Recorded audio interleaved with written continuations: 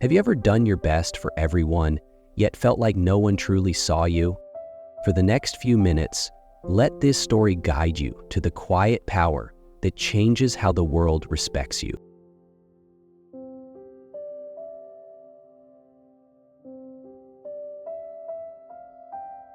Have you ever walked into a room and felt like the air shifted, yet nobody noticed you? That strange heaviness, the quiet ache of being unseen, was something Elias Rowan knew all too well. He lived in a small valley village named Windermere, surrounded by slow rivers and weathered homes. Windermere looked peaceful from the outside, but for Elias, it often felt like a place where his existence barely echoed. Elias was gentle, too gentle perhaps. He helped everyone. He fixed gates, carried water buckets, guided lost travelers, and took on chores nobody wanted. But every act of kindness only made him fade further into the background. He blended into the scenery like a shadow too polite to ask for sunlight. People talked over him in conversations. Shopkeepers forgot he was waiting in line. Neighbors walked past him as if he were a traveling breeze, something felt but never truly acknowledged. And Elias, despite his softness, longed deeply for something simple yet profound: respect. One crisp early winter morning, Elias was carrying a heavy sack of barley to the communal granary. At the village center, several elders were arguing loudly about winter storage and the coming shortages. Elias hesitated, then stepped forward. "Excuse me," he said softly. "I believe there's a way we could—" Before he could finish, Elder Marwick lifted a hand sharply. "Elias, please, the men are discussing important matters." Another elder didn't even look at him. "Run along, lad, don't interrupt." The words hit harder than any physical blow could. They didn't shout. They didn't insult him. They simply dismissed him, like a leaf brushed aside by wind. In that paused moment, the strap on the sack snapped, barely spilled across the stone ground, rolling in every direction like tiny runaway hopes. People stepped around him. Some stepped over the spilled grain. Nobody stopped to help. As Elias knelt, gathering barley with trembling hands, humiliation wrapped around him like a cold cloak. The world blurred, and his voice cracked into a whisper meant only for the earth beneath him. "Why does no one respect me? What am I doing wrong?" Those words were the first time he admitted what he had carried for years: the heartbreaking loneliness of being overlooked. That night, as the village fell into a tired sleep, Elias walked toward Windermere's highest hill. At the top stood a massive elder tree, its branches stretching like an ancient guardian holding secrets of countless generations. The moonlight spilled across the grass, pale and comforting. Elias sat beneath the tree, his shoulders heavy, his spirit cracked open. "How did I become invisible?" he whispered. The wind didn't answer, the night simply listened. Then came footsteps, slow, deliberate, familiar. Master Thorn appeared, the oldest and most perceptive man in Windermere. He was known for seeing beyond what eyes could see, a quiet observer of human hearts.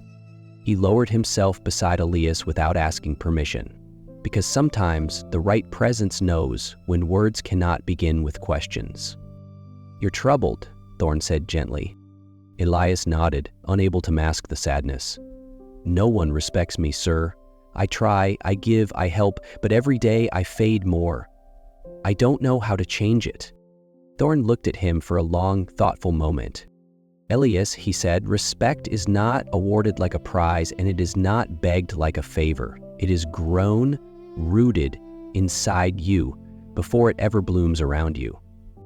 Elias turned to him, confused. "Then how do I grow it?" The old man breathed deeply, as if preparing to open a long-guarded secret. "There are 5 quiet forces," Thorn said. 5 truths most people never learn. If you understand them, truly understand, they will change not only how people see you, but how you see yourself. And under the silver glow of the moon, Thorn revealed them, one by one. "First," Thorn began, "your posture. People notice your body before your voice. Stand like someone who belongs in the world, not proud, not loud, simply present. He straightened his back slightly, demonstrating calm confidence. Second, move slowly. Rushed movements signal weakness. A calm person moves with intention. Slow steps speak louder than clumsy speed. Third, hold eye contact. Not forcefully, not challengingly, just enough to say, "I see you, and I am not beneath you." Fourth, listen deeply. Most listen to reply. Very few listen to understand. Those who truly listen become the ones others trust. Fifth, Thorne's voice softened. Master your silence. In noisy rooms, remain steady. In heated moments, stay calm. When you finally choose to speak, your voice will land with the weight of truth. He rested his hand on Elias's shoulder. These 5 forces won't just change people's respect for you. They will transform your own reflection. Elias felt something inside him shift, not dramatically, but like the first crack of dawn breaking through a heavy night. He didn't fully understand, but he felt the truth of it. The next morning, Elias woke with a new, unfamiliar determination. He started small. He straightened his back whenever he walked. He kept his breathing slow and steady. His steps became deliberate rather than rushed. He allowed his eyes to meet others, gently, steadily, and Windmere noticed. The baker nodded at him with unexpected respect. Children who usually bumped into him suddenly stepped aside. A traveling merchant greeted him properly without looking past him. It wasn't dramatic, but it was undeniable. His presence, once faint and flickering, had started to glow. Elias began practicing the second force every day, moving with calm. He didn't rush through tasks, he worked smoothly, intentionally. Villagers found themselves studying him without understanding why. There was an energy around him now, quiet, grounded, steady. Soon after, he started working on eye contact. At first, it was uncomfortable, then natural, then effortless. The blacksmith paused one afternoon and said, "Lately, you seem different lately, more sure of yourself." Elias simply smiled, letting silence respond for him. The fourth force changed Elias more than he expected. He practiced true listening. When someone spoke, he wasn't thinking of his reply. He wasn't rushing. He wasn't fading. He listened with intention. People opened up to him like pages of a well-loved book. Old Mira confessed fears she had carried for years. Fishermen asked for his thoughts on matters they once ignored him about. A young girl told him, "You make me feel heard." Respect grew around him naturally, like ivy climbing an old wall. And then came the moment that tested everything. It happened during a heated town gathering. A water shortage had caused panic. Villagers shouted over one another, arguing about who deserved more, who was hoarding, who was lying. Elias stood among them, not passive, not fearful, simply grounded. He didn't speak. He didn't interrupt. He allowed the storm to exhaust itself. Then, when silence finally cracked open, Elias stepped forward. His voice was gentle but clear. "We can share the well by rotation, one household each week." Fair and simple. The solution was so calm and practical that the entire crowd stilled.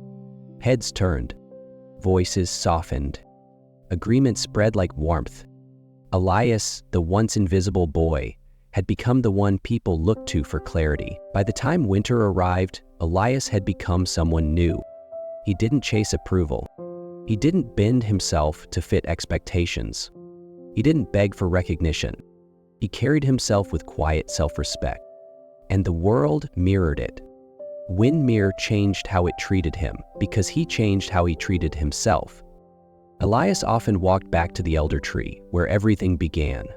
Now, instead of sadness, he felt gratitude. The moonlit night that once held his breaking had become the birthplace of his becoming. He whispered to himself, "Respect isn't something you earn from others. It begins with how you carry your own soul." And as the wind brushed through the branches, he felt the truth settle deep within him. When you respect yourself, the world eventually learns to follow. When the world ignores you, it's easy to believe something is wrong with you. But Elias's journey reminds us of a truth we often forget. Respect is not something you demand, it's something you become. Stand with intention. Move with calm. Look people in the eyes. Listen with your whole heart. And let your silence speak more powerfully than noise ever could. Because the moment you choose to respect yourself, the world will eventually learn to rise and meet you. If this story touched your heart, carry its lesson with you. And remember, sometimes the quietest person in the room is the one with the strongest presence. If this story touched your heart, tap the like button to help it reach someone who might need a little light today. And don't forget to subscribe to the channel so you can continue this journey with us, one gentle story at a time. See you in the next chapter.